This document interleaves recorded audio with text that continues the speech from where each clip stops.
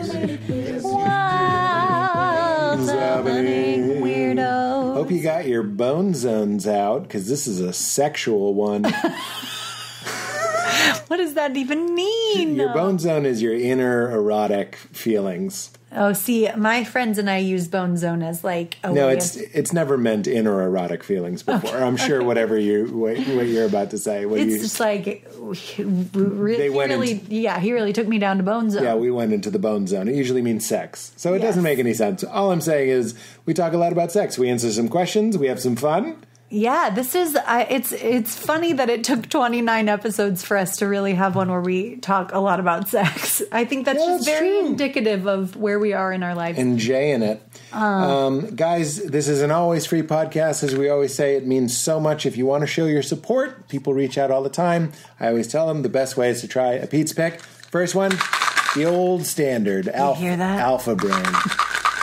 Hear that sweet, sweet jingle jangle. I had a pitch today. I took a couple. It really helped. It really did. I was feeling kind of foggy. Mm-hmm. It's not like coffee. It's not a stimulant. It's just earth-grown ingredients. It's called a nootropic that helps with memory and focus. For me personally, I haven't done a podcast. I haven't written a script. I haven't done stand-up. Well, I haven't done stand-up in a year, but I've never done stand-up without taking Alpha Brain beforehand. It is an incredible, I really mean this, secret weapon for my creativity, for my productivity, for my focus, for my memory, for my writing, for my performing, and for doing this show. Yeah. And anything that you're doing that involves your brain, really, I implore you, try it.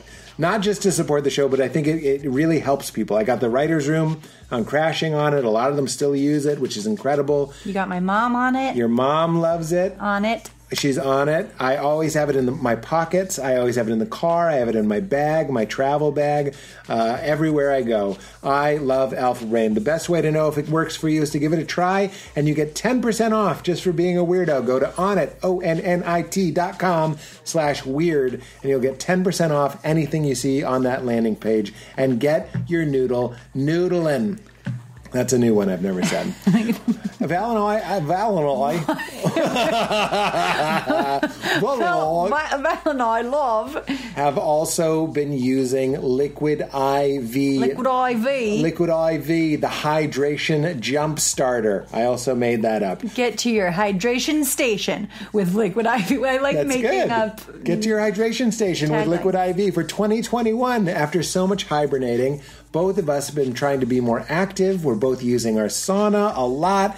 And of course, a big part of both of those things is staying hydrated. And we've both just started doing that with the help of my new favorite hydration product, Liquid IV. Say the hydration station thing.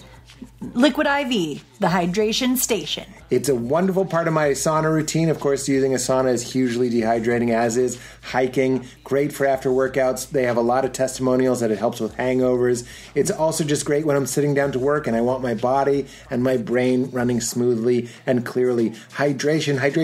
It's one of the best secrets to overall wellness and a clear, sharp mind. With one stick of Liquid IV and 16 ounces of water, you get 2 to 3 times the amount of hydration as plain water. 2 to 3 times. That means fewer pee breaks and 2 to 3 times as much hydration. One serving of Liquid IV pervades, it says it twice. I don't know why it says it twice. It contains 5 essential vitamins, more vitamin C than an orange, and as much potassium as a banana. In your face, banana. So you're drinking like 3 glasses of water while getting an apple and a banana? That's what I'm saying. So, of course, it's going to be great for more than just hydration. It's good for your energy.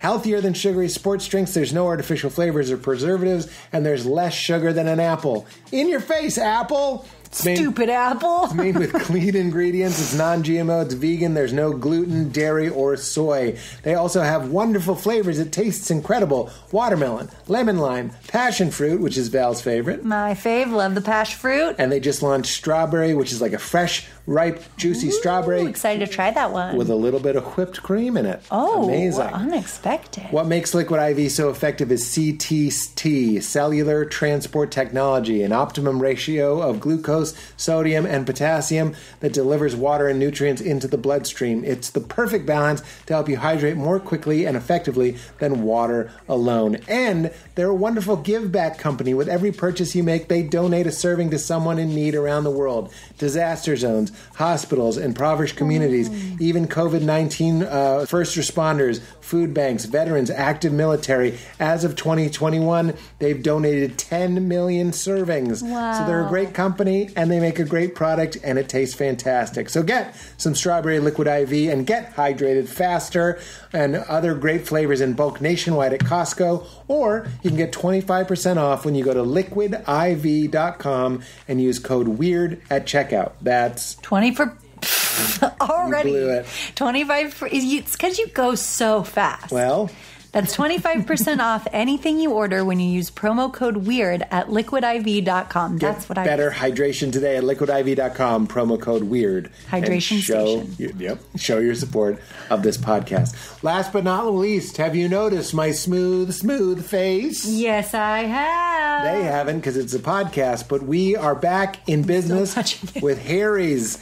Harry's is the maker and the shipper of the best razors I've ever used. For years, I've been paying way too much to go with the big guys. Got to go to a CVS. Got to track down the manager with his magic key to open that little jewelry case where the precious blades are. I hated doing that. And I can honestly say that not only are Harry's blades as good as, but they're even better. They contour to my face in a smooth, easy motion, and you can feel how sharp and effective the blades are. Spots I usually have to go 2 to 3 times over, I can shave just once and be done with it. Love it. Just tell me the name of the movie you want to see. But you said it signed like Harry. For a limited time, Harry's is offering their starter set plus a free body wash for just $3 at harrys.com/weird. Of course, that's the appeal, is you're paying less. But I'm here to say you're getting an even better product. Just $3 for the starter set. And refills are just, let me see, where does it say? I think it's just $2 a refill. We'll get to it. Yep, it's $2 a refill. They deliver a close, comfortable shave at a fair price. They believe in quality so much, they bought their own factory in Germany so they could own every step of the process. How do they do it? They combined a simple... Can you say this word for me? Ergonomic. Ergonomic design with 5 sharp blades. They source their steel from Sweden and manufacture their blades in a world-class blade factory. And their German factory is one of the few manufacturers in the world that have mastered the technology to create the Gothic arch. That's where it's really thick on one end, and it gets thinner and thinner and thinner and sharp and very thin on the other end. It's the golden standard for blade grinding. 100% quality guarantee. They stand behind the quality of their blades so much. They have a 100% money-back guarantee on Harry's.com. So, show your support. If you're shaving something, you can show your support for this podcast. For a limited time, Harry's has an exclusive offer for weirdos. New customers can get Brody distracted me. Harry's Not so easy, huh? starter set and a free body wash for just $3. It seems like a misprint. Wow. At harrys.com/weird. That's over a $16 value for just $3. You'll get a 5-blade razor that I love with a weighted handle, gel, travel cover, travel size body wash. It's an incredibly great deal, but act fast while supplies last. You say this. Go to harrys.com/weird to redeem your offer. And show your support of this podcast. It's like it's called Show Your Support of this podcast. That's it, guys. Enjoy. We made it weird. 29. Remember when we were like, we'll just do it and see how many we want to do? And it's almost been 30. I know. It's crazy. Which means that's many, many months. Well, yeah. Divided by 4. Wow, yeah. It's like 7 months. Holy Jesus. Get into it. Chibbity, chibbity, cha. Chibbity, chibbity, chibbity, cha, cha, cha, cha, choo.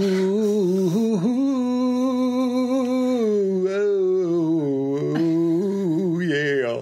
Oh, my God. Oh, yeah. That would be funny to put in...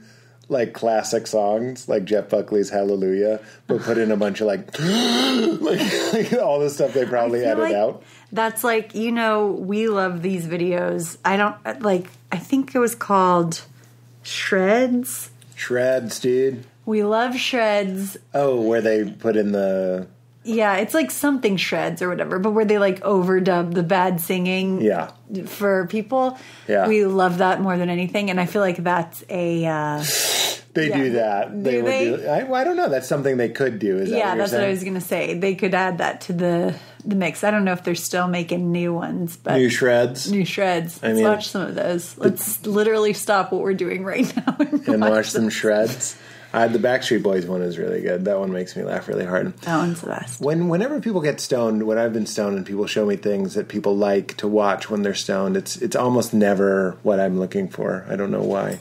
Like if it's awkward or like strange. Yeah. I don't know. I don't like anything when I'm stoned except being funny, like talking and joking around. Yeah. But if you like watch something, it complete like you're not even you're stoned, but you're not high. You're just like conked out in like Kung Fu Hustle or something, and it just doesn't work. It doesn't work. Yeah. I mean, I think people will laugh harder at silly things. Yeah, that's happened, but 1 out of 100 for me. Yeah, it really, for you in general, it ignites a sort of mania, a childlike mania.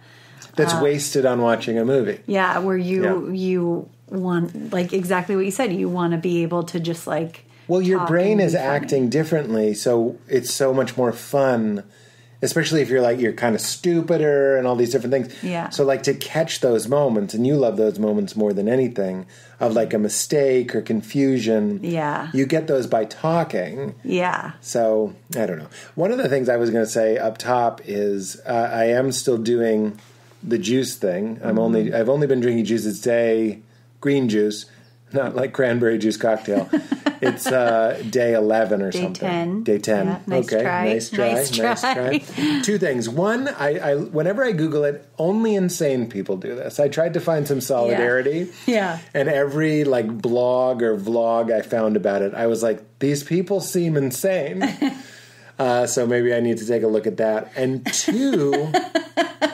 The phenomenon of accountability really struck me because there were a couple times. The first week was a little bit harder than this, the second week, which isn't that bad. It's actually pretty pleasant. Mm-hmm. I said to Val, I sort of feel like hollow bamboo.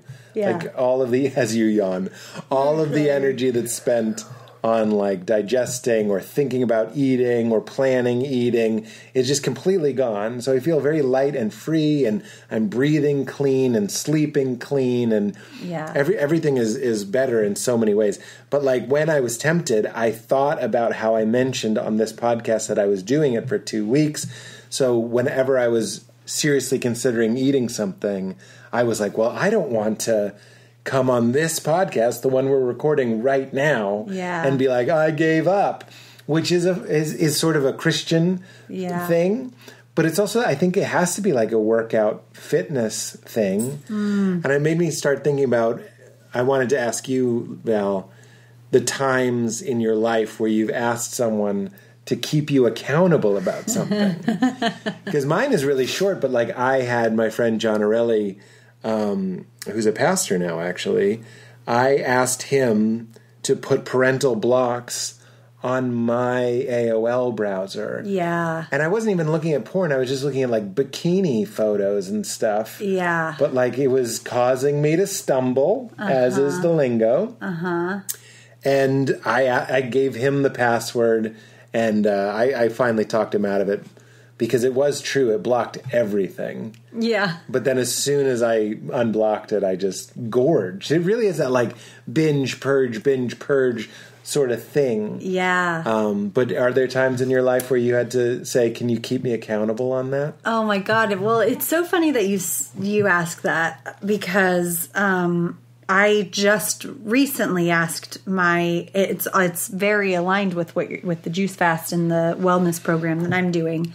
Because I actually just asked my therapist. Val's not doing a juice fast; she's doing a wellness program. Yeah, so I'm just eating a lot of things that are really good for you. You know how we can make this more relatable? It's for people who go off sugar. Basically, both of what we're doing, the thing that it has in common, is no sugar, no carbs. So even if this sounds completely in outer space, I'm sure most people listening have tried to eat less sugar, and you know what that feels like. Yes, exactly. Oh, so much. Well, and I want to say that I am doing no sugar, at least for the first 3 weeks of it, because it's a 10-week program.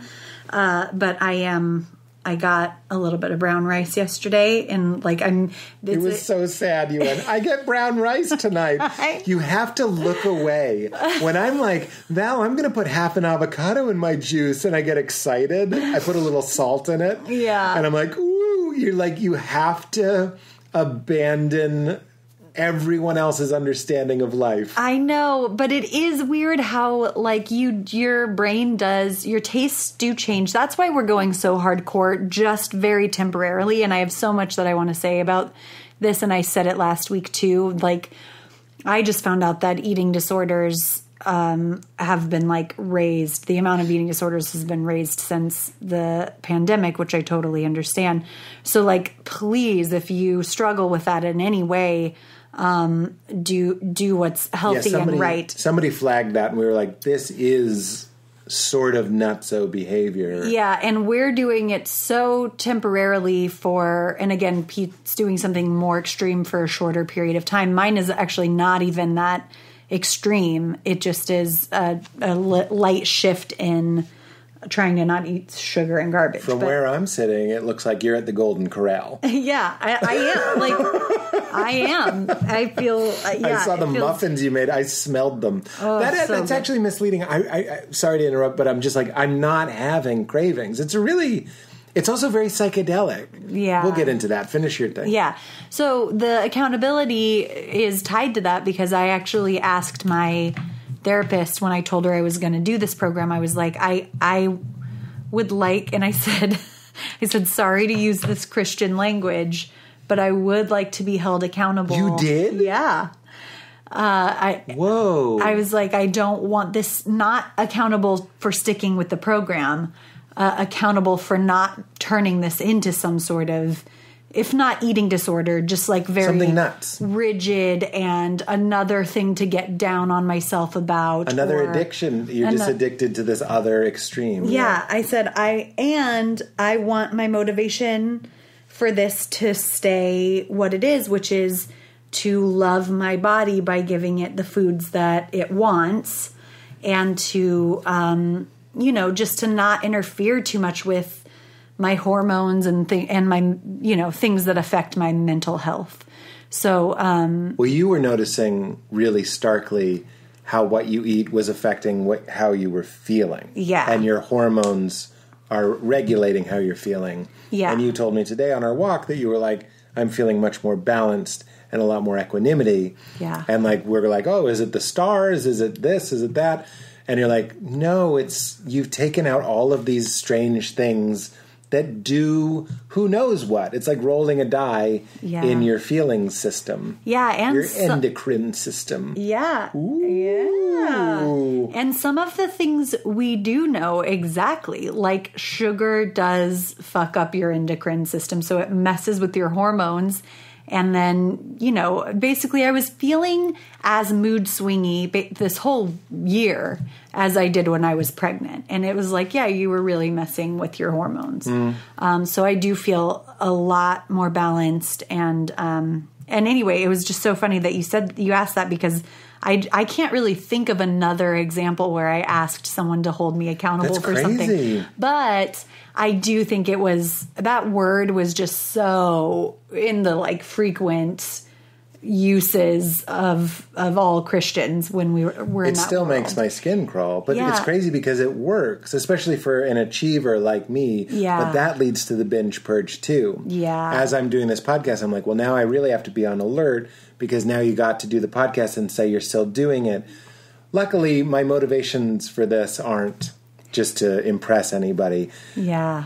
Did you have something else? It looked like you had something else. Well, I was just going to say I think it was most often used for boys and their sexuality. And the reason why we didn't have it as much was because a cockability. We were often the ones that were the accountability holders. Yeah. We were the ones that had to stop. Which is a kink. To ask a girl to keep you accountable? Yeah, and it's it was just an understanding of, like, and I've talked about this before. It's also a kink to ask fawns to keep me accountable. Yeah. I'm not saying there was sexual energy towards him. Yeah. I'm saying the whole thing... It's like, Mother, may I come now? It is. I'm telling you, like, Michael Gungor really turned me on to the idea that so many things are kinky, not necessarily sexually kinky, but they're like these weird stews that we make, these swirling emotions. We play with the energy of shame to please ourselves. Yeah. So what did I say? I would ask fawns to keep me accountable. I'd think of a way out of it. I didn't have anything going on. You know what I mean? I didn't have a job. I wasn't struggling at school, meaning I didn't take academics seriously enough to stress out about it. So I was just like a bored kid. Yeah. So I made a soap opera of my own design, which is Pete going to look at porn? Is he going to jerk off? And these are body things, so it's so much easier to activate the shame. And then you get other people involved. And then as soon as I broke out of it, I found a way to weasel out of it, then you binge. Yep. Like it's I've said it a million times. It's why I feel like sexually repressed people, I'm not going to say they have the best sex, but they definitely have very high highs and very low lows. Yeah. So all of the, like, as I used to, confessing to my ex-wife, I looked at porn today and I feel terrible, which I was modeled for me in, like, guys-only sermons in my youth group. Like, I just had to tell my wife I had done this and I felt bad. So I was doing what they did. Yep. It's a kink. It was the low of the heroin and the high of the cocaine was the, I've said that so many times. Speedball. No, it's true. It was a speedball, and it was informing the other. It's like... If I know people that stop smoking weed for a month so they get really high. It's the same thing. Yeah. That's not what I'm doing with this juice thing, by the way. Yeah. That's actually, no.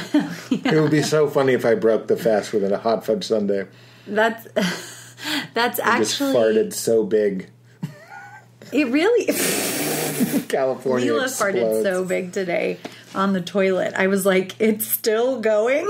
Really? It was so crazy. And then she laughed. Yeah. That's actually really related to this reading that I was going to do. I'd love to hear it. Okay, I'm reading this fantastic book. I'm reading 2 fantastic books, but the one that I'm going to read from is called You Belong by Sabine Selassie. She's like a great, very popular contributor to 10%, the podcast. I thought it was 10% Happier. Maybe it is, yeah. And I'm trying to find it. So she has a great chapter on, I haven't finished the book, but I know enough to be able to fully recommend it. You're over halfway. I've recommended books based on the foreword. She has a great chapter on embodiment. It's called Ground Yourself. And then there's this really great section of that called The Erotic as Power. And it almost made me, as I was reading it, I was like, I kind of regretted what we were saying on the... look, what's beautiful about this podcast is that we just kind of are completely transparent in... It's meaning you get whatever we're feeling at the time.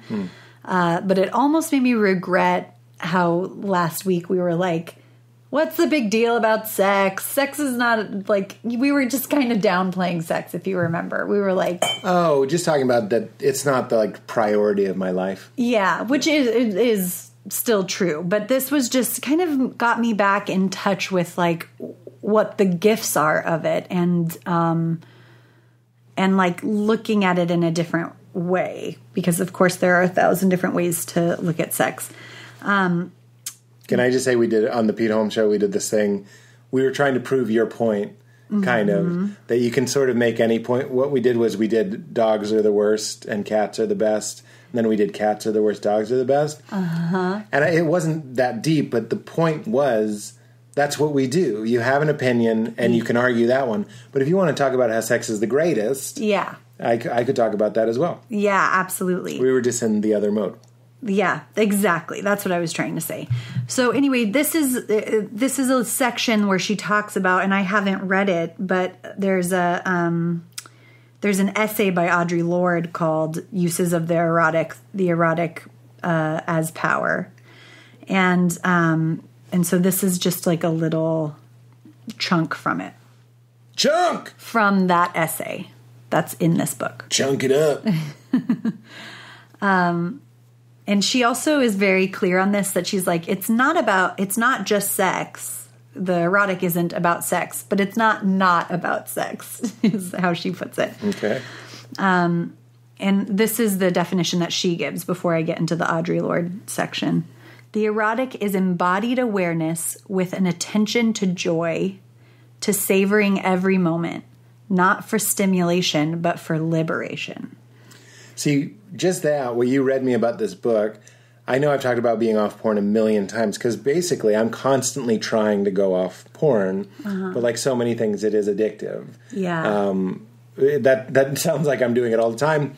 It's not a huge part of my life, but occasionally under stress, it's this thing I'll resort to. Mm-hmm. And you reading that part to me, I was like, porn is, again, this isn't anti-porn. I know there's people that don't want that either. Yeah. And I don't want to go to that extreme either. I've lived so much of my life in that extreme. That's not what I'm talking about. Yeah. I'm just saying, for me, just going for stimulation or stress relief, sort of using the sophisticated samurai sword that is eroticism, that is sexuality, and all of the spirit and all of the life and all of the connection and all of the joy that's associated with that beautiful samurai blade, and just using it to like scratch my ass. Yeah. That's sort of what it can feel like. Well, I would also argue that potentially, or pose the question, like, I think those are two different things. Like, they're both sexual, but I don't even know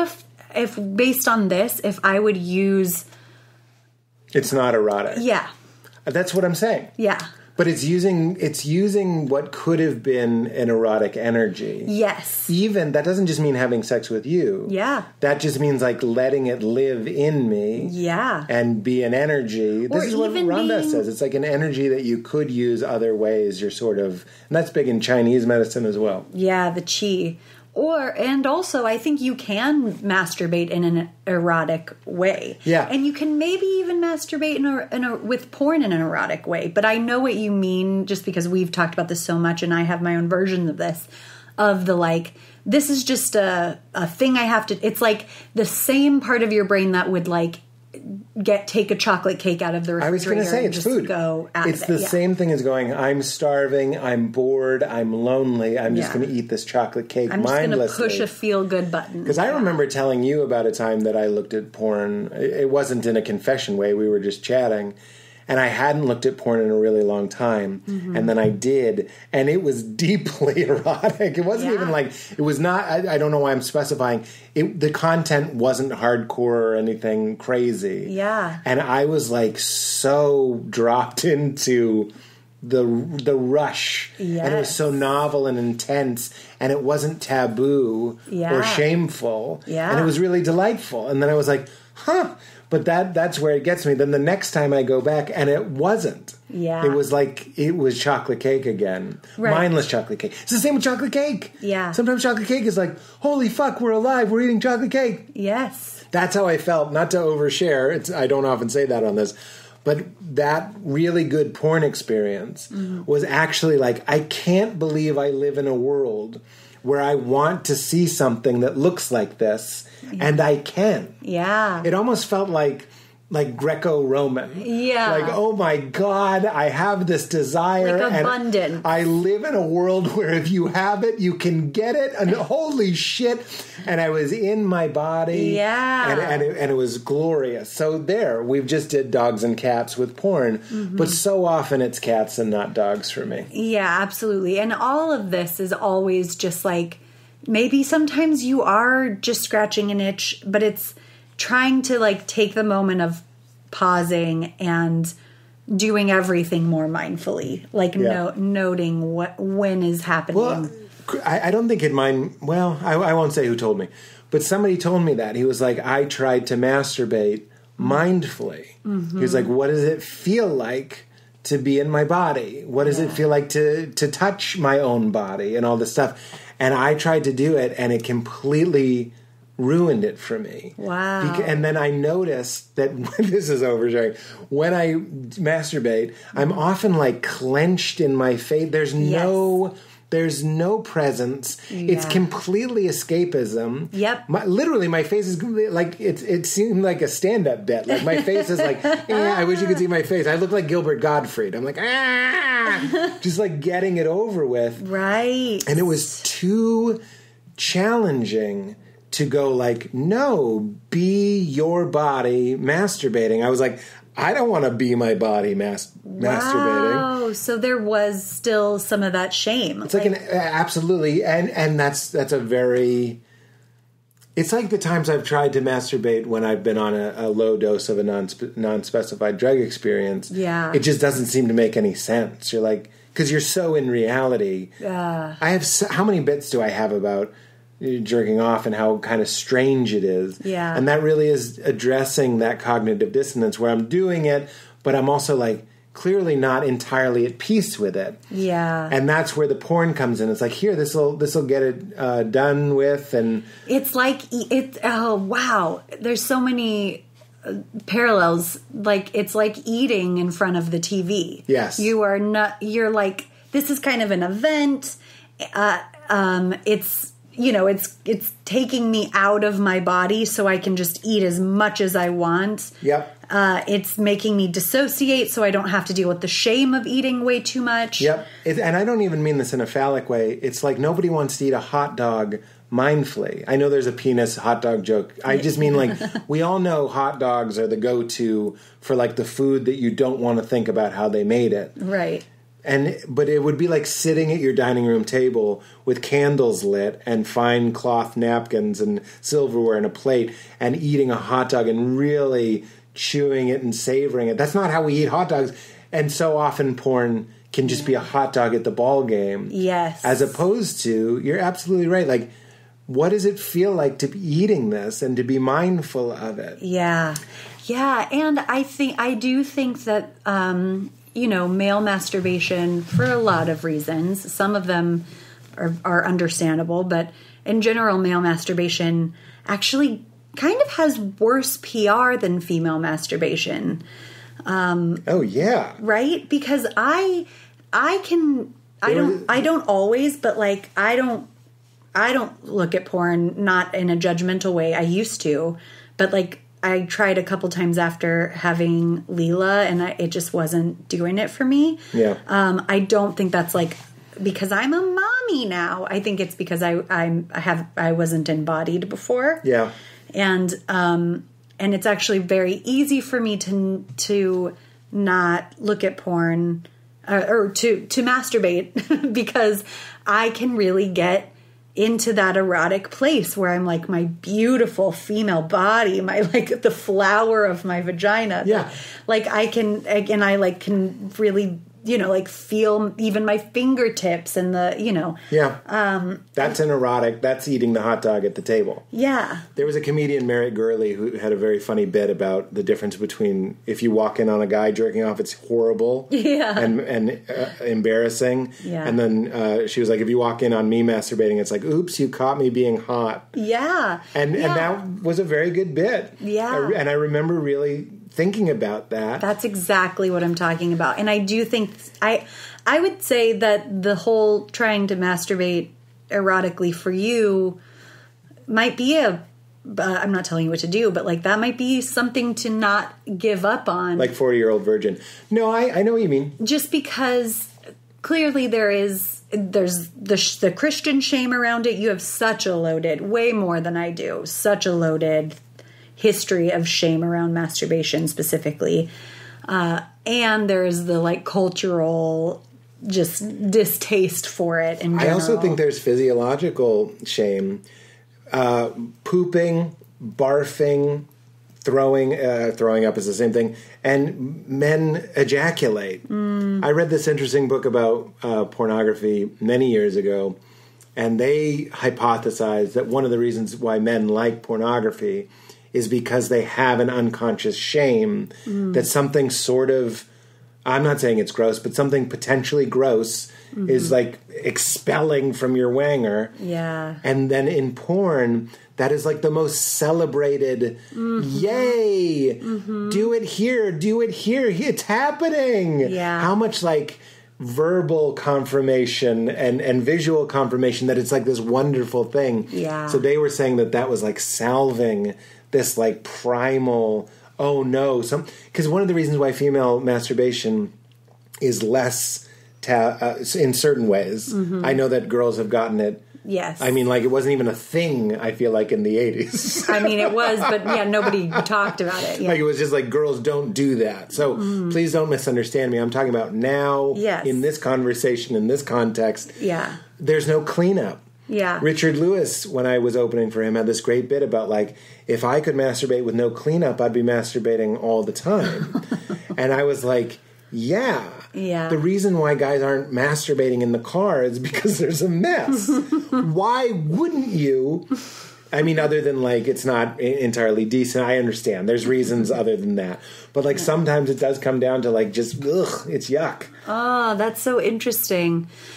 Yeah, well, I mean, I think there's so much here because, and it goes back to what you were saying about repressed, you know, you didn't say repressed people have the best sex, but, like, there are these different ideas of sex, and Christianity and I'll say purity culture, really, I hope they're starting to figure out that they are doing the opposite of what they are intending, which is like,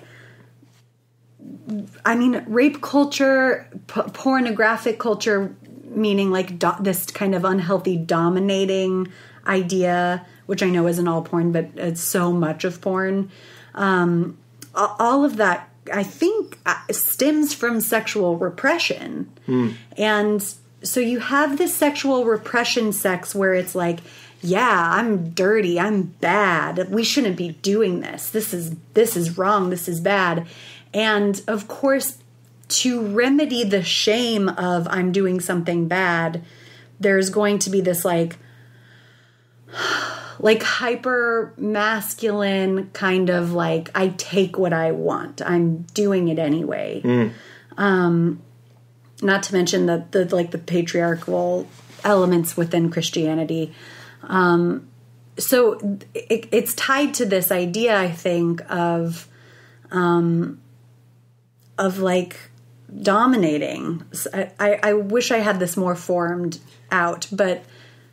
Well, I'm thinking about like sexual violence, you know, not just the big ones. Yeah. But like the flashers, you know, like guys' anatomy is so gross, so it leads to like. Of course that comes from shame. Not just guys in trench coat. Of course, these aren't like balanced sexually people or whatever. Yeah, or even like jerking off in front of people who don't want you to jerk off in front of them. Like, and getting off on that idea is like, it's like incorporating and enfolding your shame into your sexual experience. Right.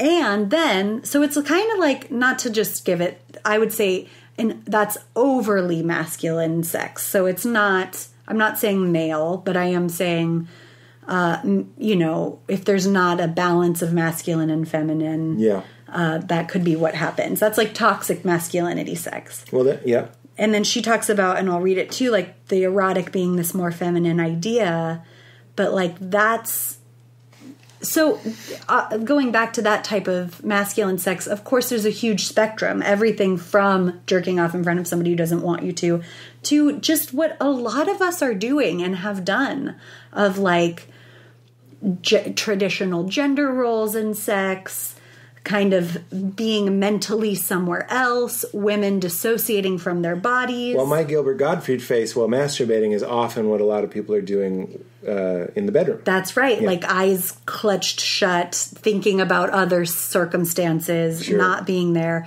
women not being in their bodies. Well, not feeling free to go like, what does this actually feel like? Yes, like, exactly. Sort of like hippie sex, like really embodied and like present and like not looking away from what you're doing. Right. Sort of like Russell Brand's character.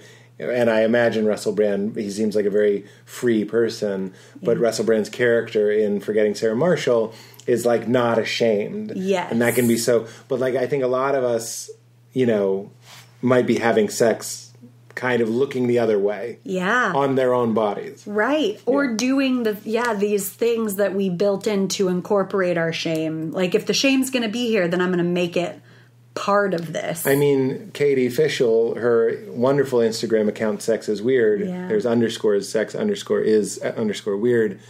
So many stories of weird sexual encounters from her, from other people that seem to like just go like, oh, wow, we're dealing with a huge emotional storm. Mm-hmm. Different climates. There's nice climates and stormy climates and rainy ones and haily ones where, like, the punchline, and I use that term very loosely, the reveal.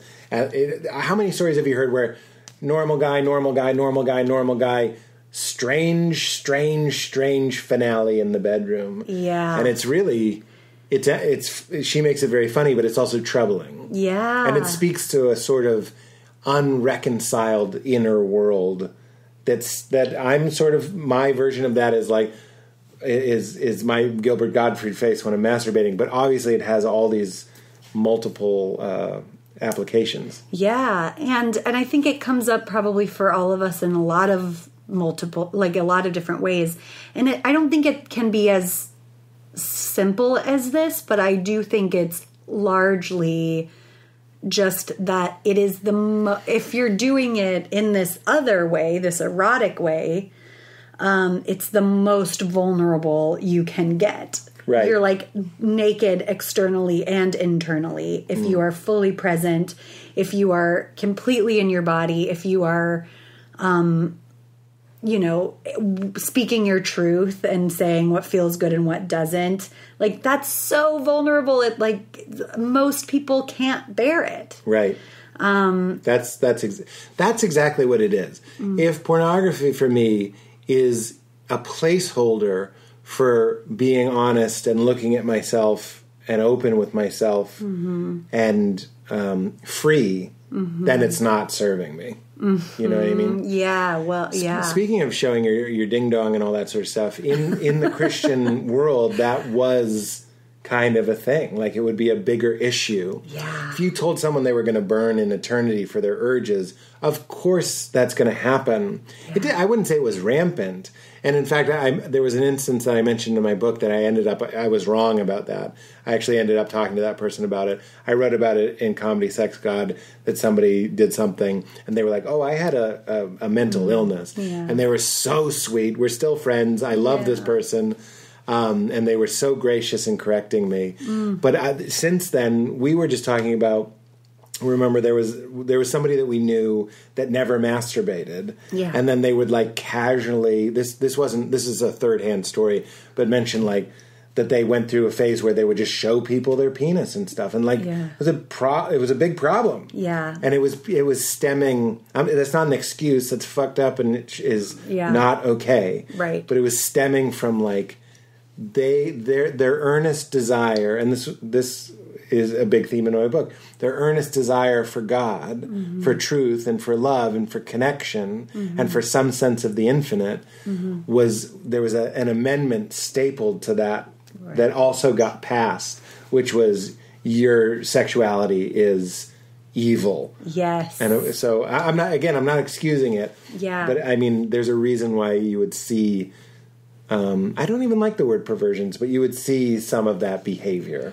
Yeah. And again, I didn't know that guy. That's just a story.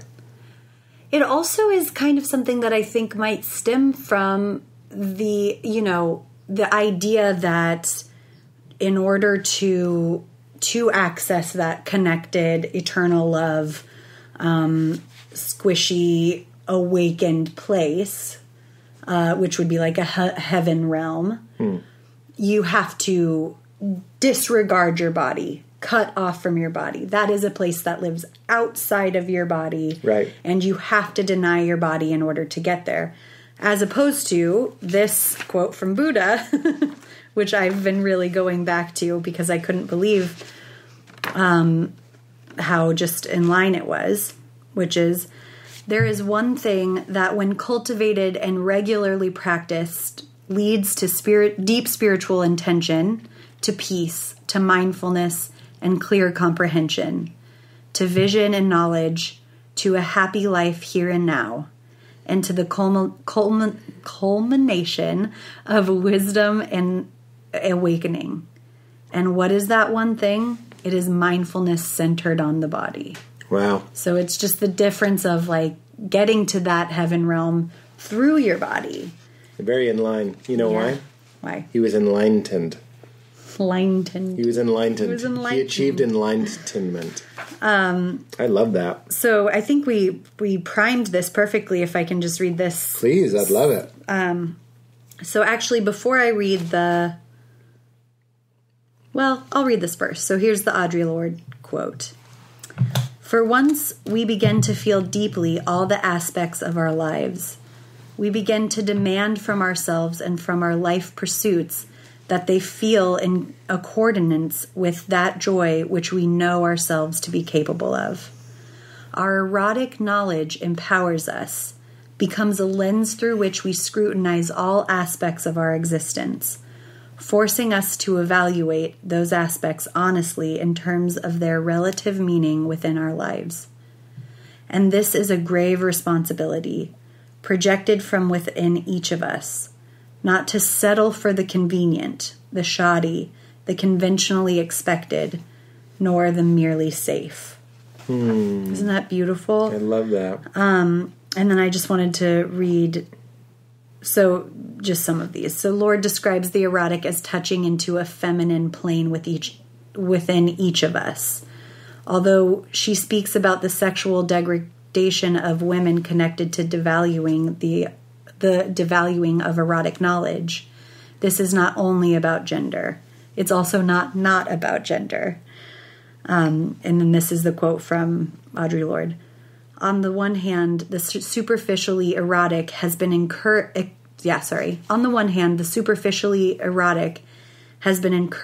as a sign of female inferiority. On the other hand, women have been made to suffer and to feel both contemptible and suspect by virtue of its existence. So it's just that way that the patriarchy and the diminishing of the feminine traits negatively affects all of us, because it's taken this idea of eroticism not just in sexuality but in our lives, the sensual, kind of off the table. And then, this is the last one. It's just so good. I want to read you this whole book. So she says, it's clearly not only about the sexual, and it is not about the sexual. To state the very obvious, sex is a powerful force in our lives. Belonging inevitably becomes entangled in the ideas about sex and the erotic. For many years, I confused being desired with belonging, and having a lot of sex with the erotic. Lorde describes how the degradation of the erotic in sex leads to a type of sex that is about the imprisonment of the male gaze, what she refers to as the pornographic. So that's basically what I was saying is, I love pornographic in that term. It's just it's the opposite of liberation. Well, that's what makes it interesting to me. Yeah. It's if we're in the pursuit of freedom, internal freedom, spaciousness, spiritual freedom. I don't want to have rigid, hard boundaries per se. Yeah. Because we were saying, there's a good experience here, but so often it felt like an imprisoning sort of gaze. That being said, remember somebody reached out and said we were too hard on the poly community? Oh, yeah. Uh-huh. Did you want to address that? Oh, yeah. Well, I wrote him back. You did? It was a very friendly... He did say it very nicely. And if we did, on the last episode, sound too negative... Yeah. I really thought it was a safe thing to rant about, because we were saying, almost kind of tongue-in-cheek, how lame we are, that we're not adventurous. It's just not that interesting to me. Yeah. I really think almost like designing a video game character. There's how much do you value this and how much do you value that? And sex was lower on the list for me. Yeah. And I'm not saying sex is higher on the list for poly people, but that type of adventure, let's say, seems to be a higher priority for some people. And you don't need my blessing, but of course I understand that. Yeah. And it is just for different phases in life. But I think actually he wasn't specific, but I think he was actually referring to the thing that I said about the conversation that I had with a friend where I was saying it's potentially harder to, give the universal type of unconditional love to multiple people than it is to just lock on one person, just based on energy and resources. But yeah, I don't know what I mean, I also know that there are some people, and I've heard like arguments for polyamory that makes so much sense, where it's like putting no limits on any love. So then there's just so much more. It's that sort of like it's not a finite resource. Absolutely. And I believe that. And the argument against what I said is so obvious. It's like, well, if you have 2 children, does your love expand, or does it? Right. Do you limit? My thing was always like, yeah, and having 2 children is a fucking pain in the ass. Yeah. I'm all for it. You don't need my blessing, but you have it, and yes. I believe in it, and not that you need this, but I respect it completely, and I think I understand it as well as I can. Yeah. And the 2 kids, that's a lot of diapers and a lot of, you know what I mean? There's just a lot, and that's where I go out. The friends that we have, that we've known, that have been polyamorous, I'm always just like, I can't. He laughed so hard when I said this. I was like, let's see. I had sex with her, and I think we did this move. Did I do that move with her? Like just the check balancing of it is just overwhelming to me. But that also speaks to our life as parents. Yes. We're saying that's just not interesting to us. Yeah. 23 hours a day. I really feel like I have 1 deep hour of sleep. And 23 hours a day, I'm thinking about my daughter and I'm thinking about you. Yes. We are in such a nesting phase where... we don't even have friends. Yeah. Where it just... Forget about other lovers. Yes. I'm trying to make time to go on a walk with a friend. Yes. Never mind a 69 with Brittany. We're like making it worse. But I hope we're making it worse. I really want to be clear that like there are times when it's made sense in my life, and like polyamory was like, of course this is the truth, this is so valid, and we just are kind of enjoying in a funny way like why that isn't the case for us now. Listen to the podcast in 2010. I know. That's what I was going to say. If you listen to the podcast in 2010, I can't stop advocating polyamory. Yes. I was never in multiple relationships at once, but I was fascinated with it. Yeah. I had a stand-up bit about it where I just basically made the case very uncomfortably to a lot of people on dates that it was ridiculous, that we were all living a lie, that it was not natural. Yeah. And the bit included the line, if you have ears to hear. I only said it once. But it was so pretentious and up my own ass. And I had other poly comics come up to me and they were like, that's a great bit. Yeah. And they were like, I wish I was doing that bit. I can't even remember that bit. Yeah. But it was a very good time in my life because I noticed what I identified at that time was this anger, this hostility I had for other men. Which was when I walked down, I was in New York, I was walking down the street, and I just noticed, not subconsciously, but in the lower levels of my conscious mind, every man I saw, I was either labeling a threat or not a threat to me in terms of reproducing my genes. Yeah, which meaning is like... he could steal my girlfriend, I don't have to worry about him. Yeah, and that's a byproduct of possession. Absolutely. And that was now I'm remembering the bit. It had a part where it was like, you can't own a person. Like this is a lie. It's so funny, like everything sort of is a lie, and you have to pick the areas that you want to tear down. Well, that's what I was just going to say is like polyamory, it seems, in my experience, polyamory and monogamy both have their own pretty equal set, but different sets of pros and cons, and you really are just choosing which one works for you. Yeah, worked for you, and like both of us are. I think what we enjoy and what we think is so funny is that we're both like, God, it just seems like the type of effort efforting in polyamory seems just so not worth it to us at this point. I think, but I also the subtext, this footnote is we're exhausted. We're just exhausted, and that seems like so much energy. Yeah. But of course, there's a type of efforting in monogamy that just is working for us now, and it's worth it.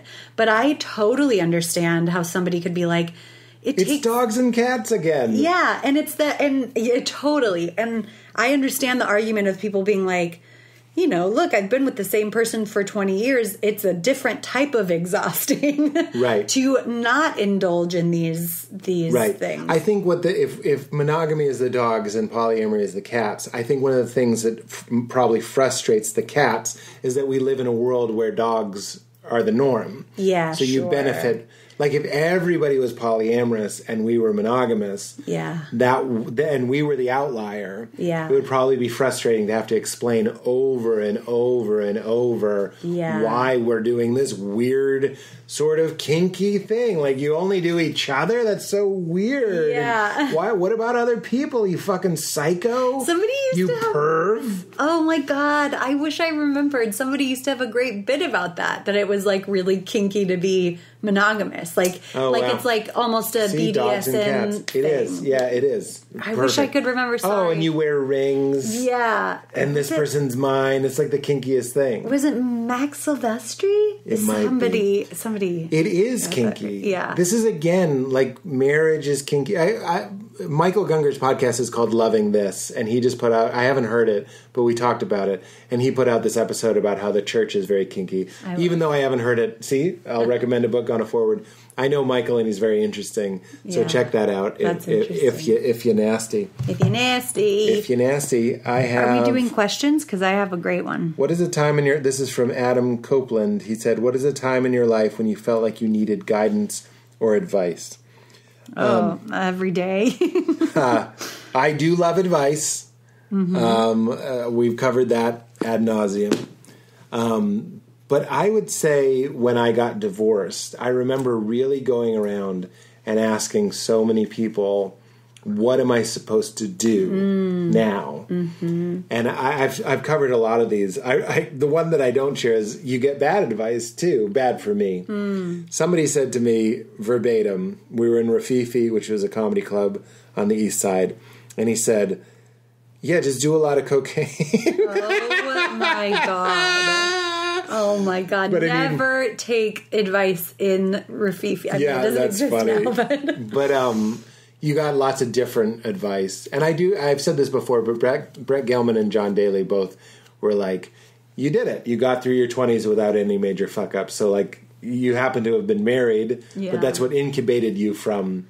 Being arrested or dying or whatever it might be. So that was really good advice.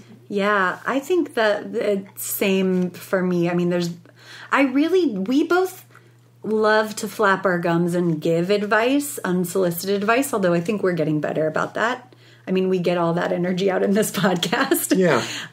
But we also both love getting good advice. Dr. Gary Penn, much advice. So much of the advice that we give other people is the advice that other people gave us, even if it's just indirectly through their books or whatever. Absolutely. But I definitely needed it when I was getting divorced, too. I remember when it was the first time I ever saw a therapist, and I went and saw a therapist and said, she said, why are you here? And I said, because I don't know what the right decisions for my own life are.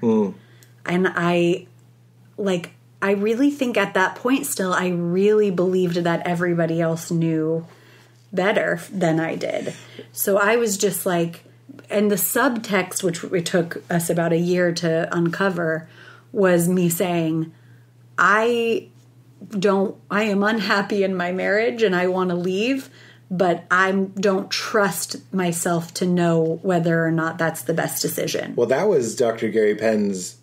I started seeing him when I was in a very difficult relationship. Mm-hmm. And I think, yeah. And 99% of our discussions were him telling me it was okay to leave the person that I was with, even though it's funny that you say this. It's like learning to trust your own intuition. Yeah. And as Ram Dass would say, cleaning up your game. Yeah. Meaning if there are all these cobwebs of other people's agendas, bad programming from your parents, bad programming from your culture, bad programming from your religion, if you can clear those things out and really get as naked as a pear, just the fruit, the pear, if you can be as pure and naked and honest as a pear, then you really can trust your intuition.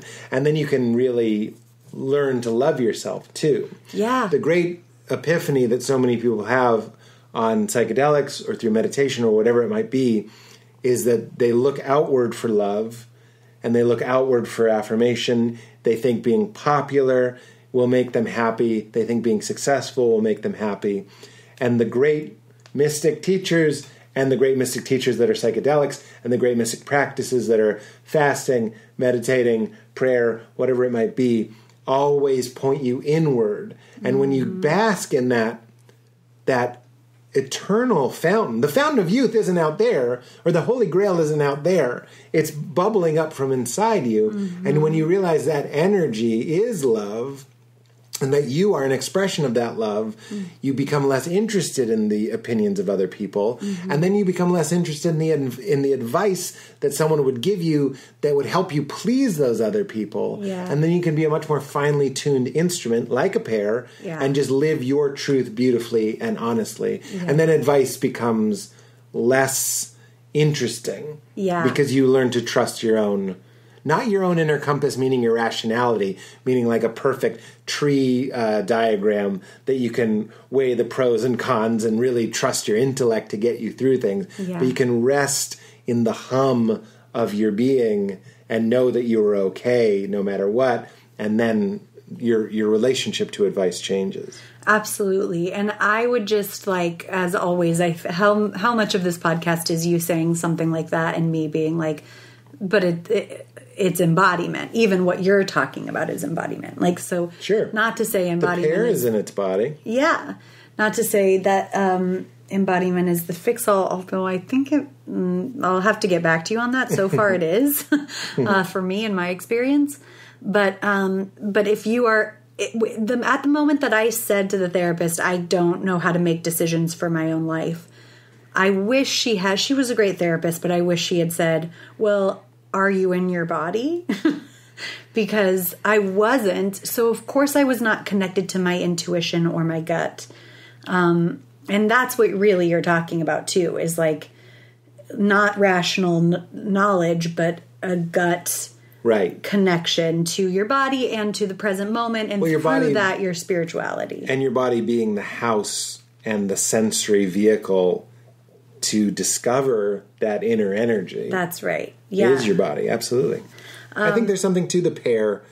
When you cut into it, it's all just pure, juicy, white flesh. You know what I mean? Yeah. Like it's one thing on the inside that's something very pleasant. I like that. Yeah. Also, I would say that it's still, there is no shame in advice or guidance. And I think that is even often a very wise thing to seek out. And then it plays a role, like your intuition still plays a role. So I guess what I'm saying is, for this person or anybody, just because you need to seek advice or guidance doesn't mean that you're not embodied or even connected to your own intuition. I think go ahead and have, how many teachers do we have? We have so many teachers and therapists. Like, seek that guidance and then just run it through the filter of your own intuition and your own gut. Yeah.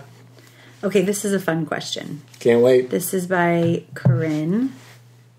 Courage and Clutter. What a great handle. Hi, Val and Petey. Ooh, you got a Petey. Would you both talk a little about your wedding?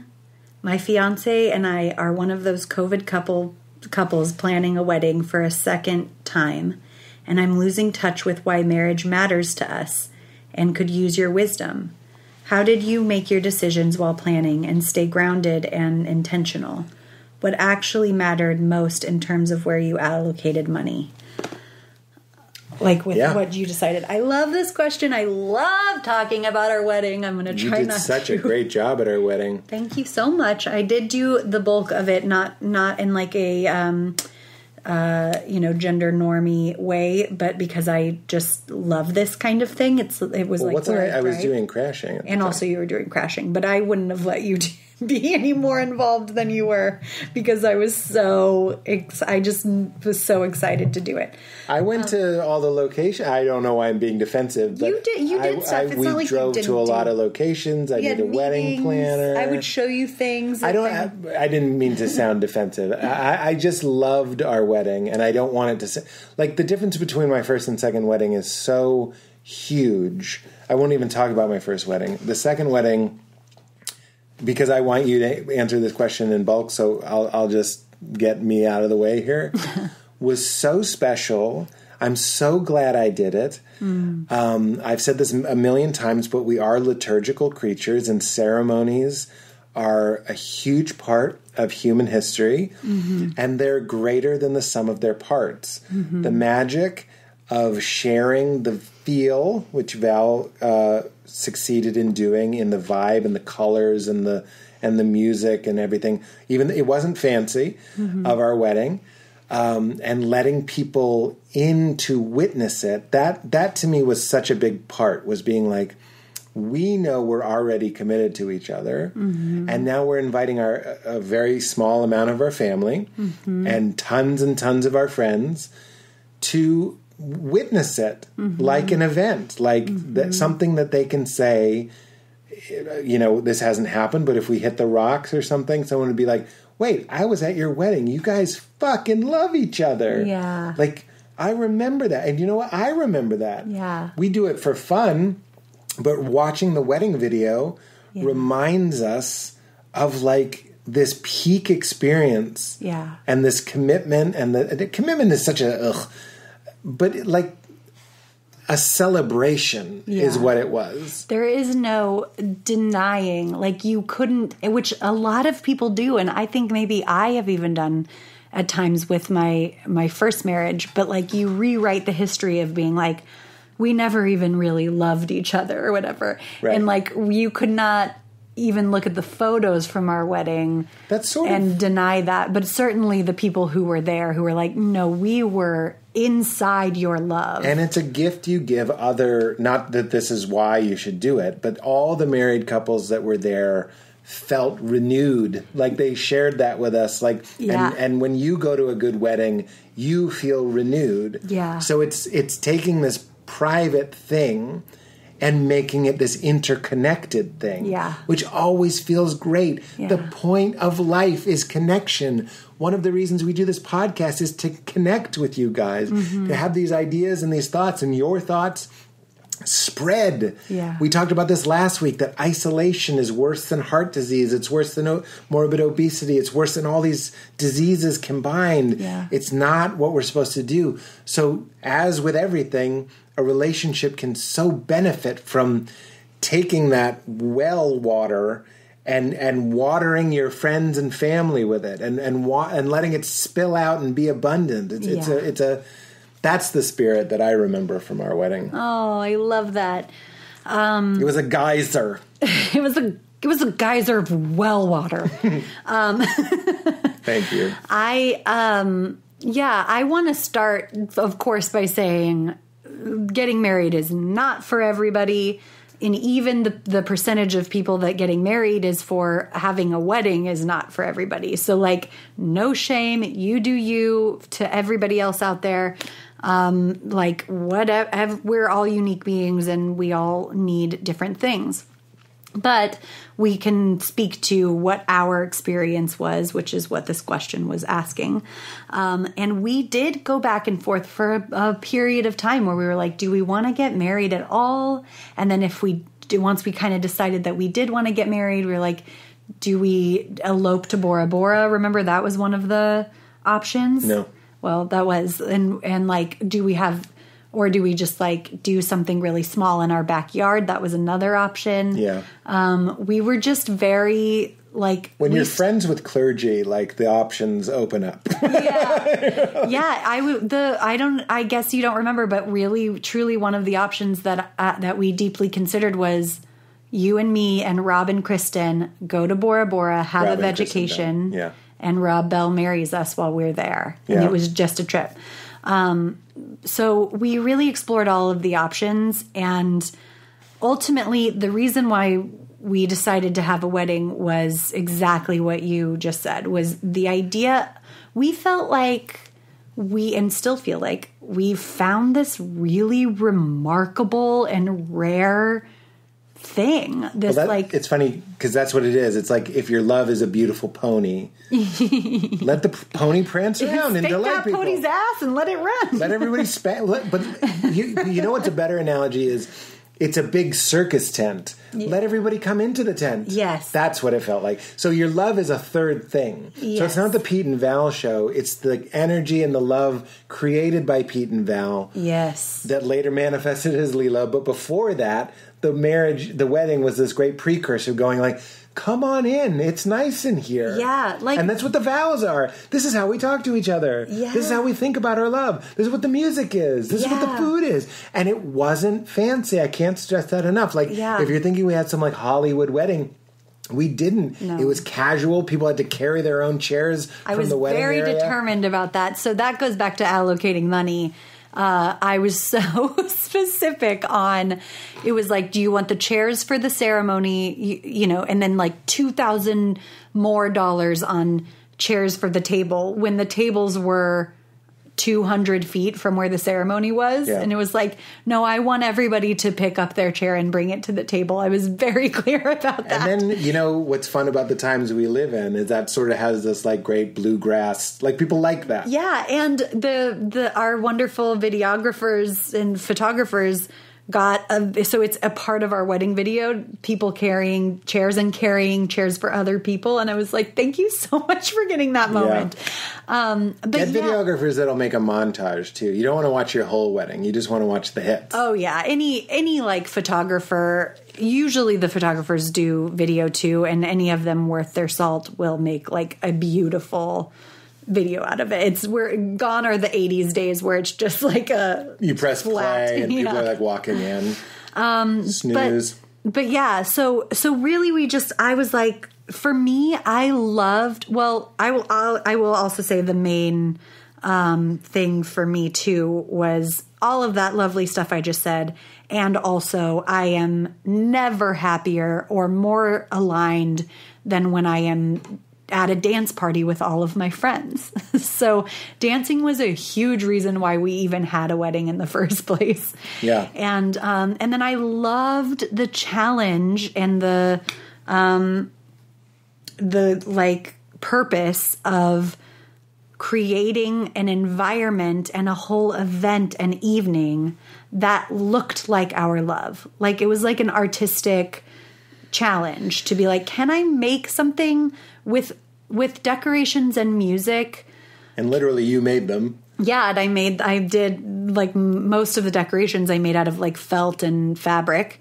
Can I make something that is like taking this most beautiful part of my life and just kind of making a whole event that looks like that, and then inviting my friends into it. So it was Fantastic Mr. Fox themed. Yeah, it was inspired by Fantastic Mr. Fox. Which is one of my favorite movies. It was one of our movies. And then it's so fun to think now that like it's one of Lee's favorite movies. Yeah, I know. And so anyway, that was like our reasons for wanting to do that. And you'll find your own to this person. You'll find your own reasons. I hope some of those resonate. But of course, planning a wedding can be so stressful. You are not alone. Our wonderful friend Jamie Lee actually has a whole Netflix show coming out about how stressful it can be. Is it called Ridiculous? No, I think it's called The Wedding Coach. The Wedding Coach. It looks amazing, and I think so many people are going to relate to it because so many people, it's like almost this like final test in the relationship. Like if we can make it through planning a wedding, then we're ready to get married. Right. But it's certainly if you got a pandemic into that, oy vey. So as far as like what do you prioritize in terms of where you allocate money?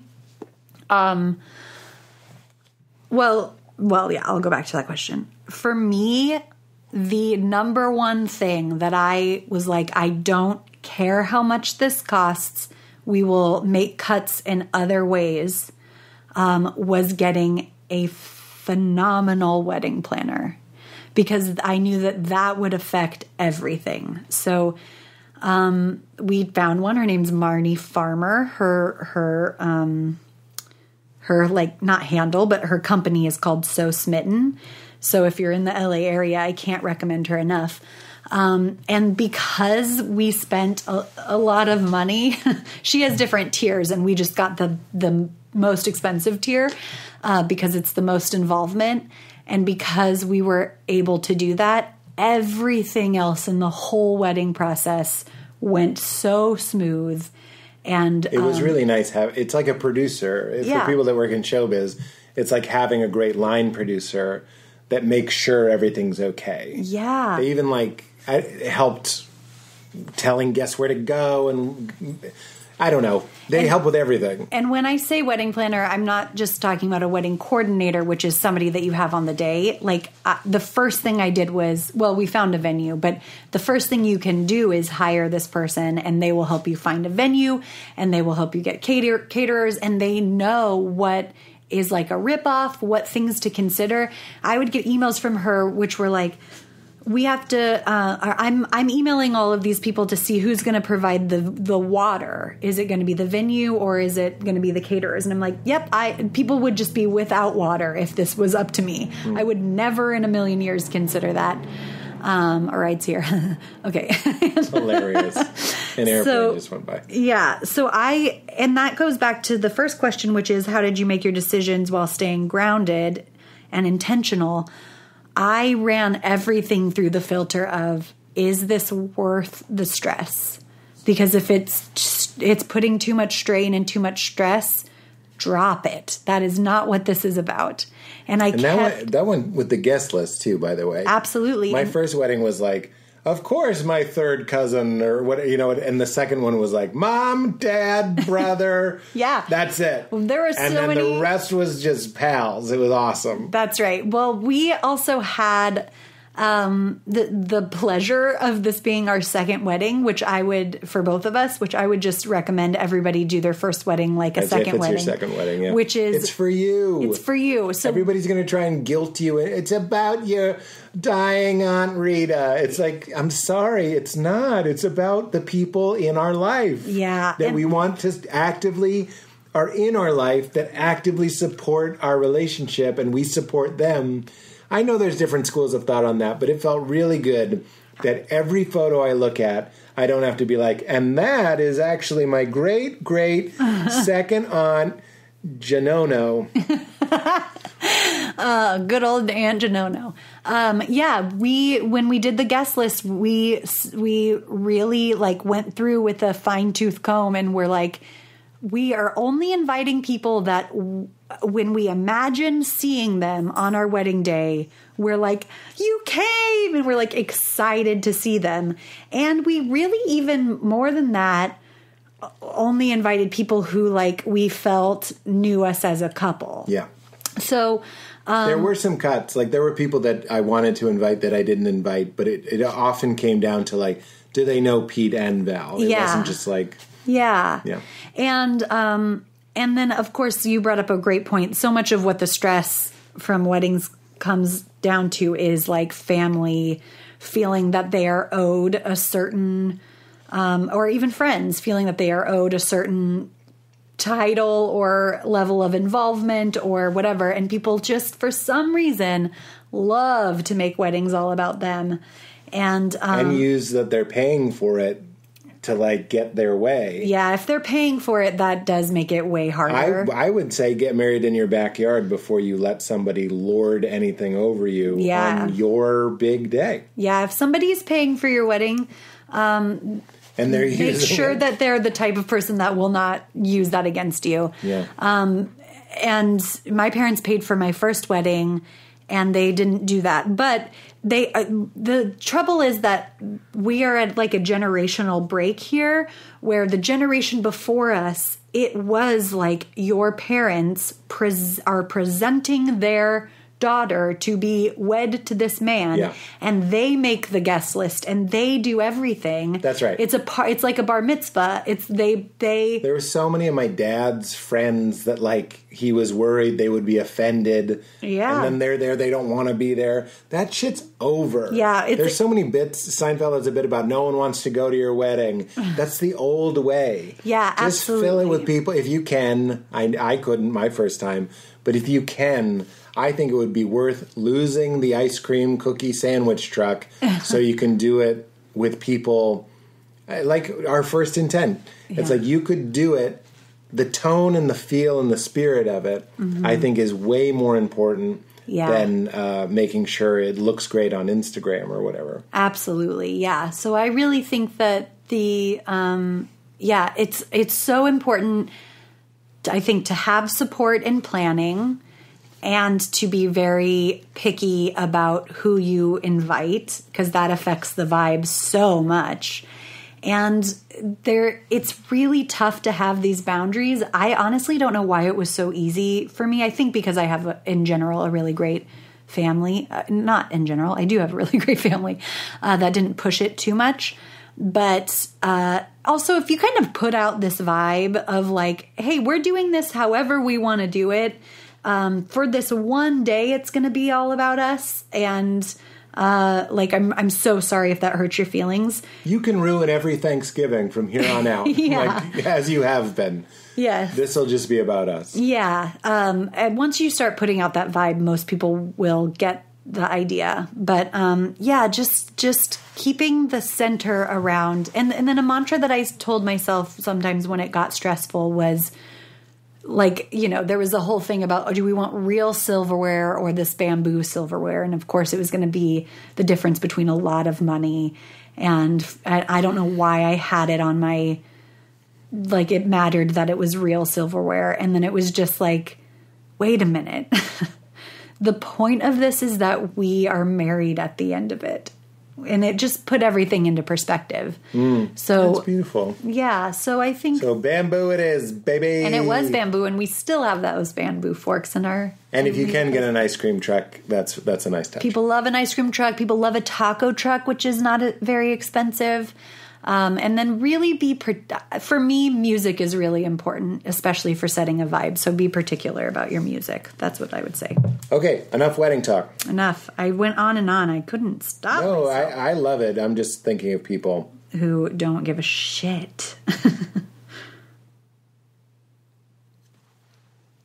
Wait, I don't have any more questions. Do you? Me neither. Oh, okay. I'm just kidding. I love you, Mama. I love thinking about our wedding. I know. I love it too. It really was exactly what we wanted it to be. It was so worth it.